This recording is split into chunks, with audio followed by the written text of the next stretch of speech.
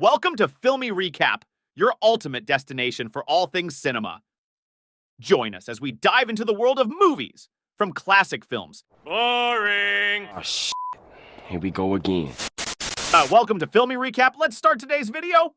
Let's go! The story begins on Isla Nublar, a small island 120 miles off the coast of Costa Rica.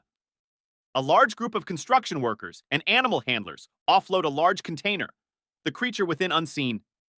During the process, the animal attempts to escape, an act which leads to a mass panic and the death of one of the workers. The story jumps forward to an amber mine in the Dominican Republic, where we learn that miners extracting amber are involved with a genetic engineering company called InGen. While he speaks to the man in charge of the mine, Juanito, his crew finds a large chunk of amber with a preserved mosquito inside.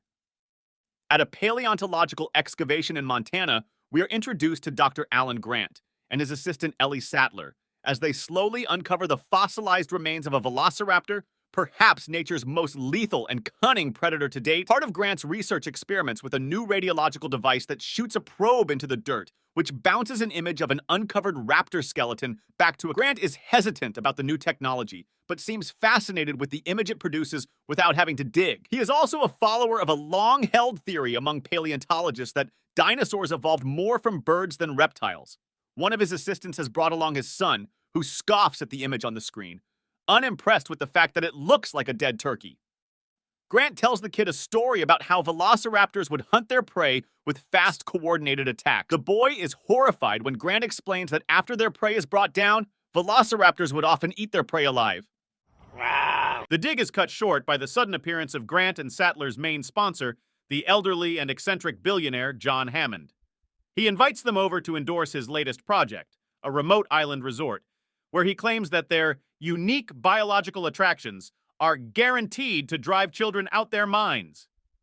Alan and Ellie are reluctant to leave their dig, but Hammond entices them by offering to fund their work for 3 more years. Grant and Sattler are accompanied by 2 other characters, the equally eccentric chaos theorist Dr. Ian Malcolm and the lawyer Donald Gennaro, who represents Hammond's investors. As they arrive by helicopter, and they see this...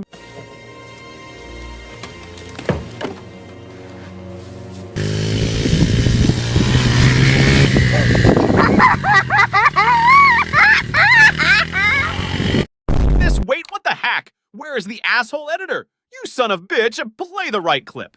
They are treated to a unique spectacle of living, breathing dinosaurs. Just the sight of these mighty beasts, a towering brachiosaurus accompanied by a herd of Parasaurolophus, is enough to leave the stunned visitors breathless. Later, as they arrive at the island's central resort and control facility, the visitors are given a brief tour of the process that created the animals. InGen has succeeded in cloning animals from simple strands of DNA salvaged from mosquitoes that fed on dinosaur blood and were preserved for millions of years inside fossilized amber. The group is shown the egg incubation room just in time to witness the birth of a baby velociraptor, a sight that deeply disturbs. Grant is witness to the daily feeding of the animals. A cow is lowered into the pit, only to be stripped clean within moments. The visitors, and the audience, is spared the gruesome sight of the carnage by a thick covering of jungle foliage.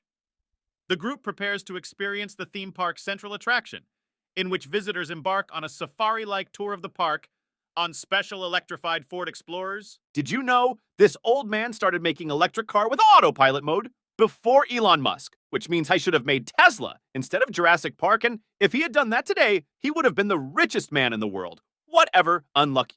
Grant, Sattler, Malcolm, and Gennaro are accompanied by Hammond's 2 grandchildren, Lex and her little brother Tim. As the group heads off, Hammond settles into the main control room where his 2 computer experts, Arnold and Nedry, manage the complex infrastructure of the park. The tour is largely uneventful. The Tyrannosaurus Rex and Dilophosaurus, 2 extremely dangerous carnivores, refuse to reveal themselves to the eager tourists. A sick Triceratops is also encountered, tended to by the park veterinarians, whom Sattler leaves the group to help out with. A few moments later. In the meantime, we learn the true colors of Nedry.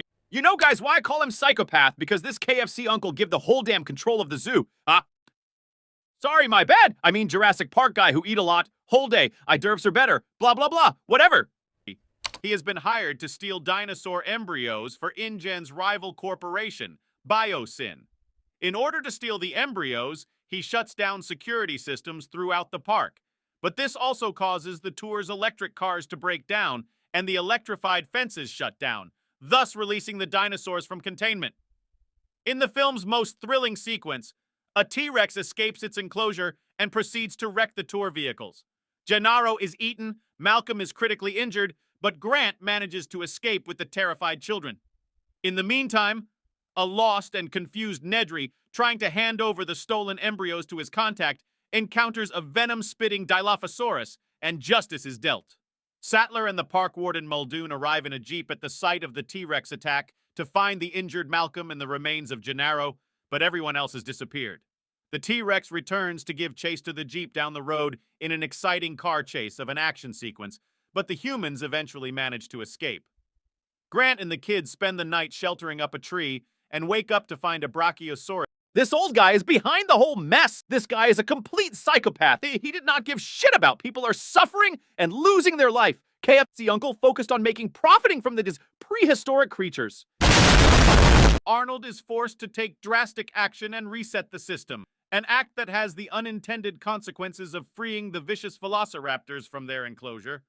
Arnold, Muldoon, and Sattler attempt to restore power, only to have Arnold and Muldoon outsmarted and killed by the cunning creatures. Only Sattler manages to narrowly avoid getting abandoned. Grant leaves the kids in the main dining area and tries to search for other survivors. In the meantime, Lex and Tim are cornered by a pair of raptors inside the main kitchen. In one of the most terrifying scenes in the entire film, the raptors stalk through the dark kitchen, searching for the kids. Eventually, Lex and Tim manage to lure one of the raptors into the freezer and lock it in, but the other raptor chases them out of the kitchen. Meeting up in the control room, Grant, Sattler, and the kids attempt to restore power and communications to the park, but are trapped in by the same raptor. In the nick of time, the security systems and phone lines are brought back online. Imagine if this old-ass KFC uncle, who's quite greedy, knew that people enjoy eating these creatures. He might even consider opening a restaurant called KFD. Nevertheless, the raptors manage to break into the control room and gives chase to our heroes throughout the entire building. Eventually, our heroes are cornered by the last two raptors inside the main atrium. Just as all hope is lost, the T-Rex comes crashing in and attacks the raptors, buying enough time for the small group of humans to escape. As the humans evacuate the island by helicopter, the T-Rex gives a final victory roar behind a falling banner proclaiming, "When dinosaurs ruled the earth." The ending scene is quite powerful and epic, and perfectly captures the spirit of the film in portraying dinosaurs as some of the most magnificent creatures to ever walk the earth.